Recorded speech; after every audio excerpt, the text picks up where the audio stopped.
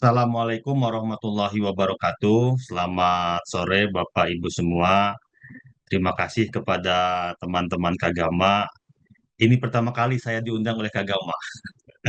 Jadi luar biasa ini.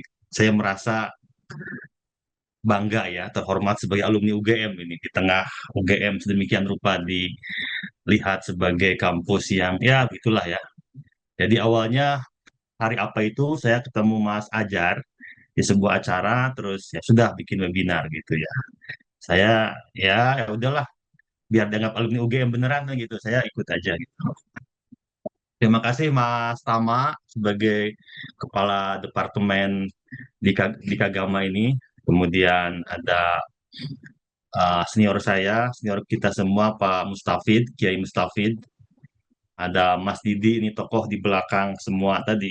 RPJMN, RJPMN itu kan beliau sebenarnya. Jadi nanti urusan itu harus tanya ke beliau itu. Kemudian Mbak Dian tadi, MC dan teman-teman semua. Baik, saya mungkin hanya akan melihat dari sudut pandang pemberdayaan pesantren ya. Izinkan saya share screen ya.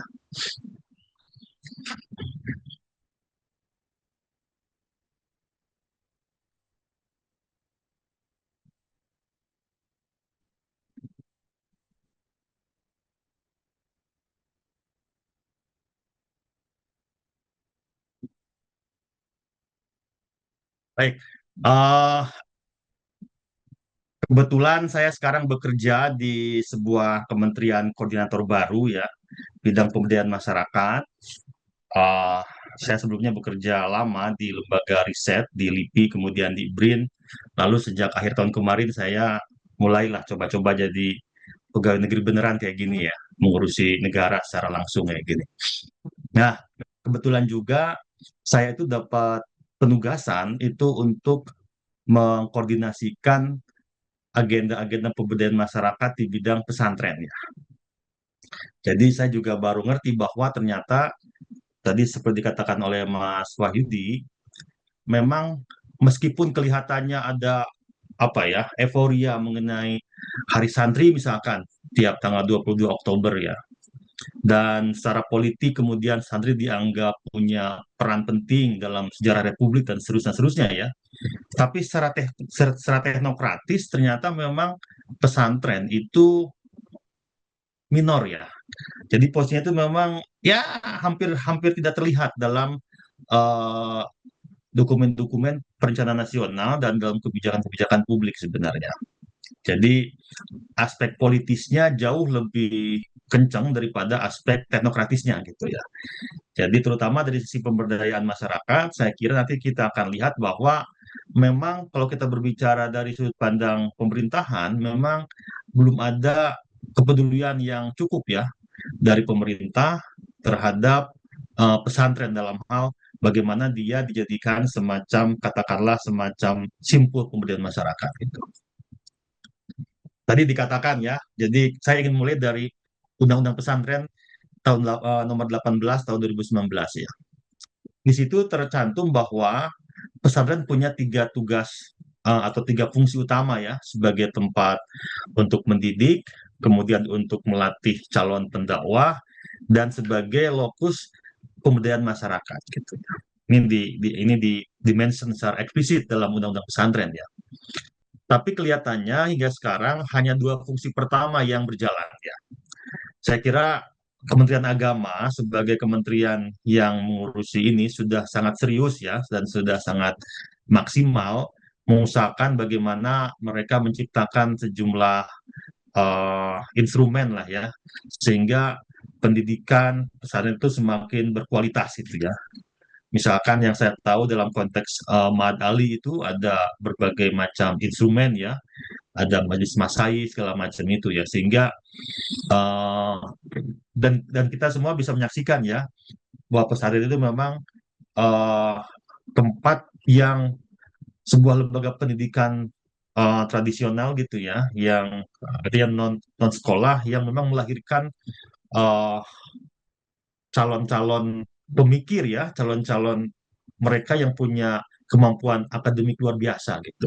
Juga sebagai tempat untuk melatih atau untuk membina atau untuk mengembangkan dakwah di masyarakat itu. Tapi ketika kita masuk ke dalam aspek ketiga, pemberdayaan ya, saya kira di sini ada missing yang luar biasa ya, ada lubang kosong yang ditinggalkan gitu ya. Jadi meskipun secara faktual kita menyaksikan banyak sekali pesantren yang memang secara aktif ya melakukan kerja-kerja pemberdayaan, baik secara ekonomi, secara sosial gitu ya. Tapi kelihatannya itu masih bersifat mandiri ya. Jadi mereka memang bagian dari satu aktivitas masyarakat sipil, bahkan sebelum Indonesia merdeka ya. Jadi kan dalam sejarah kita tahu bahwa pesantren itu kan lahir dan tumbuh di tengah masyarakat ya, bagian dari denyut kehidupan ekonomi setempat gitu ya. Nah, masalahnya memang tadi saya sampaikan dari sisi negara, pemerintahan ya khususnya, itu memang belum ada satu orientasi ya kebijakan yang secara khusus melihat eh, pesantren sebagai tempat untuk memberdayakan masyarakat. Misalkan tadi Pak Mas Wahyudi menyampaikan tentang RPJPN ya. Kalau kita masuk misalkan ke Kepres ya, Kepres mengenai RPJMN 2025-2029 pun, nanti Pas Didi akan jauh lebih banyak cerita itu. Itu memang dari aspek regulasi, dari aspek pendanaan, dari aspek kapasitas SDM, dari aspek Monef juga. Memang tidak ada satu apa ya, tidak ada satu orientasi yang sifatnya lebih khusus ya. Sehingga kalau kita cek misalkan di Kementerian Agama aja, hampir seluruh alokasi anggaran itu kan terutama dialokasikan untuk bidang-bidang pendidikan dan dakwah. Gitu. Misalkan saya cek di Kemenag itu di Direktorat Zakat dan Wakaf misalkan atau Direktorat Pontren ya, itu kecil sekali kalau kita lihat dari sisi nominal anggarannya ya. Misalkan di Direktorat Pontren itu ya, dulu ada program inkubasi bisnis pesantren. Zaman Gus Yakut saya kira cukup besar itunya, ruang fiskalnya itu. Sekarang kecil sekali. Saya tanya cuma berapa Pak Basnang direkturnya. Ini berapa Pak? Cuma 50 mil, cuma 50 miliar atau berapa gitu ya. Jadi ada sekian ratus pesantren dan dapat masing-masing cuma 50 juta. Ya itu kecil sekali gitu ya, kecil sekali dibanding eh, kondisi pesantren ada sekitar 14.000 sekarang jumlahnya gitu kan. Jadi kita tahu sejak diundangkannya pesantren lewat Undang-Undang Nomor 18 2019 ada peningkatan jumlah luar biasa ya. Biasa orang kan ada peluang-peluang untuk bikin proposal segala macam kan, bikinlah pesantren segala macam.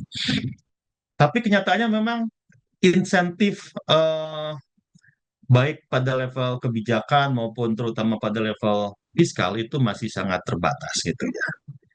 Eh, juga di Direktorat Zakat yang memang berbasis pada bukan APBN tapi pada dana keumatan ya, ada zakat, infak, sodako, wakaf juga di situ. Itu masih kecil sekali.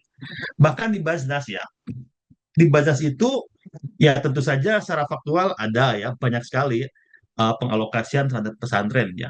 Tapi memang tidak secara formal ya. Jadi tidak ada satu apa namanya program formal yang memang menyebut pesantren sebagai target untuk penyaluran zakat. Misalkan. Ada kampung zakat ada, tapi pesantren sebagai sebuah nama program itu saya kira nggak ada.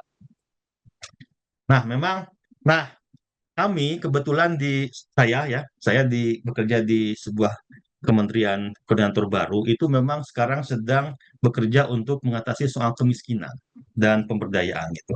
Dan saya melihat bahwa kalau kalau kita lihat ya apa namanya lokus pesantren dan lokus kemiskinan itu ada irisannya. Jadi memang saya sedang mencoba mendetailkan ya bahwa kelihatannya lokus-lokus kemiskinan terbanyak kita itu adalah juga lokus-lokus pesantren gitu. Nah, saya sedang berusaha secara lebih apa ya, secara lebih baik untuk menunjukkan bahwa sebenarnya gini, kalau kita ingin mengentaskan kemiskinan, maka ya lewat pesantren karena disitulah ada kemiskinan gitu. Jadi apa namanya saya sedang menurunkan ini pada level kota kabupaten bahkan kecamatan ya. kita kebetulan di Kemenko PM menjadi salah satu pengampu atau wali data untuk data sen ya, data tunggal suara ekonomi nasional selain BPS, Kemensos dan BPS gitu ya. Jadi kita coba melihat siapa dan di mana orang-orang miskin itu gitu ya. Dan kita atau saya paling tidak sekarang punya asumsi bahwa mereka itu memang tinggal di sekitar pesantren.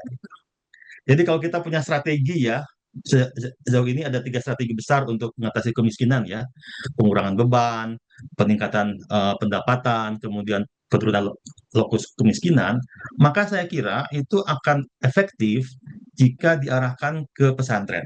Kenapa? Karena secara historis, secara kultural, mereka itu adalah jangkar sosial masyarakat gitu, dan telah punya kelembagaan yang kurang lebih mapan secara kultural, sehingga program-program intervensi itu bukan sekadar program-program apa namanya sifatnya itu apa namanya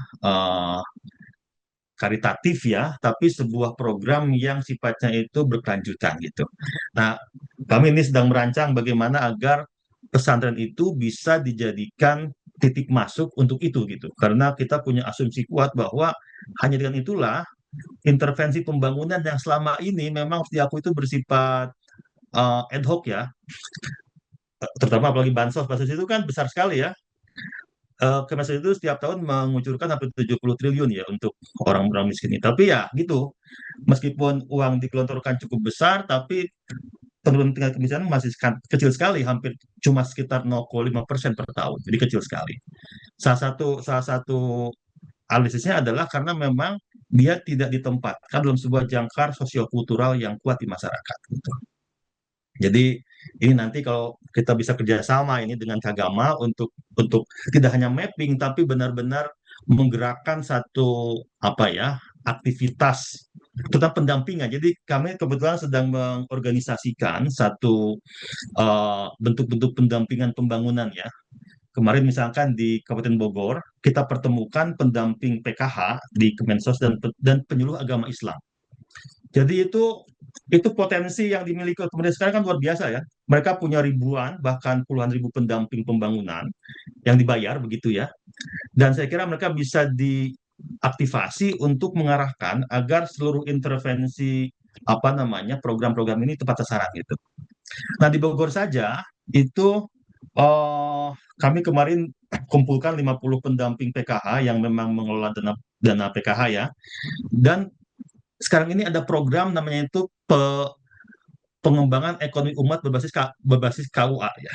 Jadi dana zakat wakaf sedekah itu disalurkan ke beberapa kecamatan berbasis KUA gitu ya, dengan pendampingan lewat para penyuluh agama Islam. Tapi nah tapinya ternyata kayak gini ini tidak pernah dilakukan secara ini ya, secara tidak pernah ada koordinasi, tidak pernah ada satu sinergi di antara para pendamping itu. Jadi PKH ya jalan sendiri, penyuluh agama jalan sendiri, belum para pendamping desa, belum para penyuluh KB, macam-macam boleh. Ada ada ratusan ribu bahkan ya jumlah pendamping ini. Tapi ya gitu, masing-masing bekerja sendiri. Nah, saya ini nanti Mas Didi juga bisa cerita ada satu rancangan kepres ya sebenarnya yang masih terlantar belum dieksekusi ini mengenai pendamping pembangunan agar agar mereka bisa lebih efektif menyalurkan memastikan seluruh program pemerintah itu tepat sasaran gitu. Dan ini saya kira bisa diletakkan dalam dalam apa di pesantren gitu ya. Saya melihat uh, ada banyak apa ya potensi luar biasa dari pesantren yang bisa dikoneksikan dengan skema-skema pembangunan gitu. Termasuk tadi bagaimana agar pendampingan masyarakat ini itu kalau dia mau lebih efektif dan berkelanjutan karena dia saya kira begini apalagi dalam situasi sekarang kan ada semacam distrust juga ya dengan pemerintahan gitu ya. Maka menggunakan institusi sosial kultural seperti pesantren atau keulamaan atau majelis taklim itu ya, itu saya kira penting ya. Biar ini bukan sekadar negara ngasih uang gitu loh, tapi bagaimana agar uang itu juga dipahami sebagai satu bentuk pemberdayaan yang sifatnya itu berkelanjutan gitu. Itu jadi Kami di Kemenko PM coba mapping ya berbagai macam eh, apa namanya program-program yang dimiliki oleh kementerian lembaga, termasuk oleh BI misalkan. Nah ini Bappenas nanti punya data lebih lengkap karena dia punya fungsi tagging anggaran juga ya. Jadi di mana siapa punya anggaran berapa gitu. Dan saya sih cukup yakin kecil kecil gitu ya. Dibanding 3.000 APBN kita itu kecil sekali gitu. Kecil sekali. Mungkin tidak lebih dari 0,0% sekian gitu ya. Jadi makanya tadi saya bilang di awal nih kalau ngomong pesantren itu kan kayaknya besar gitu ya sebagai sebuah entitas politik, tapi kecil sebagai entitas ekonomi gitu. Jadi ini yang nanti saya kira tugas kita ya untuk harus utamakan satu perspektif agar gebiar-gebiar pesantren itu terkoneksi dengan pembangunan gitu. Bukan sekadar gebiar-gebiar politik saja, apalagi menjelang ya pesta-pesta demokrasi saja, tapi bagian dari day to day dari mulai perencanaan, pelaksanaan hingga ujung ya proses pembangunan gitu. Nah, kami juga lihat berbagai macam regulasi di kementerian lembaga yang cukup banyak, tapi ya itu nggak pernah terkoneksikan gitu. Jadi misalkan eh, apa namanya di Kementerian UMKM ya, ada santripreneur lah, ada apa planner lah gitu. Banyak sekali gitu, tapi kecil-kecil gitu. Dan kadang-kadang tumpang tindih. Sehingga justru banyak lokus-lokus yang prioritas tidak itu apa terlewati gitu, tidak tercover gitu. Karena memang tidak pernah ada orkestrasi ya. Orkestrasi, jadi kita punya uang itu ya apa ya, ya sketcher aja gitu, kayak di aura aja gitu. Nggak pernah dialokasikan secara sistematis ke daerah-daerah yang memang paling berhak, paling paling apa, paling berhak untuk diintervensi gitu. Nah, itu tugas kami ya sebagai sebagai pegawai sebagai inilah sebagai pegawai negeri lah ya sebagai bagian dari apa government gitu. Nah, misal dan memang ada aspek ini banyak sekali program yang tidak punya dimensi keberlanjutan. Saya bisa cerita, misalkan program inkubasi pesantren itu. Dulu itu sampai tahun 2024 itu cukup besar ya, sekitar 400 sampai 300 miliar gitu. Sekarang cuma 50 miliar. Saya kurang paham tuh bagaimana kok sampai anjlok seperti itu ya. Apakah karena Inpres 1 2025 kan efisiensi atau apa saya kurang paham. Tapi dampaknya, nah tapi juga begini, ketika saya cek misalkan lokus-lokus pemberdayaan ini juga memang tidak didasarkan pada sebuah kriteria yang objektif gitu. Jadi ada pengusulan gitu ya lewat sistem sih. Kemudian tapi kan itu kadang-kadang ya formal aja bahwa di situ ada pesantren punya badan hukum dan seterusnya dikasih gitu. Tapi apakah nanti bagaimana setelah uang dikasih, bagaimana pendampingannya, bagaimana evaluasinya itu masih jauh lah dari ideal gitu. Sehingga uang itu ya begitu saja. Bahkan termasuk di Kemenaker ya. Itu kan ada BLK komunitas itu, ada 4.600 sekian apa unit itu dan sebagian besar di pesantren itu. Itu saya kemarin tanya, saya panggil orang Kemenaker ini sekarang gimana nasibnya. Jadi ini tahun terakhir pembangunan BLK komunitas itu sekarang ya itu kecil sekali ya. Dan memang ternyata mereka tidak punya skema setelah ini mau ngapain gitu. Ya udah bikin gedung 500 juta gitu ya. Terus isinya 500 juta, udah gitu kan. Akhirnya apa? Akhirnya ya nggak berfungsi maksimal gitu. Saya kira tidak lebih kecil sekali ya yang berfungsi. Jadi sudah dibangun itu selesai dan itu tidak menggerakkan ekonomi pesantren. Nah ini juga kita nggak ngerti di mana misinya ya. Jadi ada banyak ya program-program yang dikerjakan oleh pemerintah pada periode sebelumnya gitu ya, membangun BLK ya dari mulai BLK di bidang IT macam-macam itu bagus-bagus itu. Tapi sekarang nggak jalan gitu karena memang nggak ada insentif setelah itu apa gitu. Dan memang dari sisi komunitas santri sendiri memang tidak ada kesiapan gitu. Ini ya udah hanya ada uang ditangkap begitu, setelah dibentuk mereka juga bingung mau ngapain gitu.